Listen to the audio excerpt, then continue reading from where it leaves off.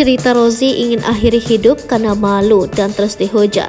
Ex Norma Risma sebut aku nonjok kaca.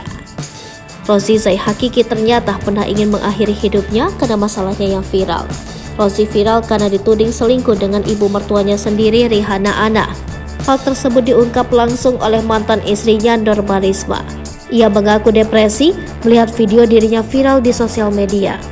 Percobaan mengakhiri hidup yang dilakukan Rozi terungkap ketika dirinya diundang dalam suatu acara. Saat itu, Tio Persik sebagai pembawa acara menyoroti tangan Rozi yang terdapat bekas luka. Rozi pun menceritakan kalau luka di tangannya itu karena akibat dari percobaan ingin mengakhiri hidup yang dilakukannya beberapa waktu lalu. Hal itu karena kisah menantu selingkuh dengan mertua viral hingga dirinya terus dihujat netizen. Mantan suami Norma Risma itu mengaku malu dan depresi dengan perkataan orang-orang tentang hubungannya dan Rihanna Anna. Rozi mengaku sempat membanting motor karena tersulut emosi. Bahkan ia juga menonjok kaca. Sementara itu, Rozi mengaku kalau baginya masalah ia dengan Norma Risma sudah selesai secara baik-baik. Pasalnya, Rozi mengaku bahwa dirinya sudah memberikan banyak hal untuk Risma.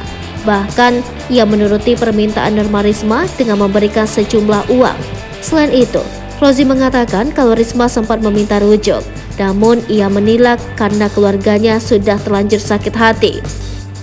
Awalnya Norma Risma mengaku tidak akan lagi memberikan klarifikasi lagi soal kisah perselingkuhan Rozi dan Rihanna.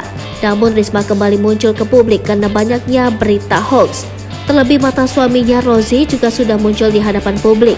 Rozi tak terima dituding berselingkuh dengan mertuanya.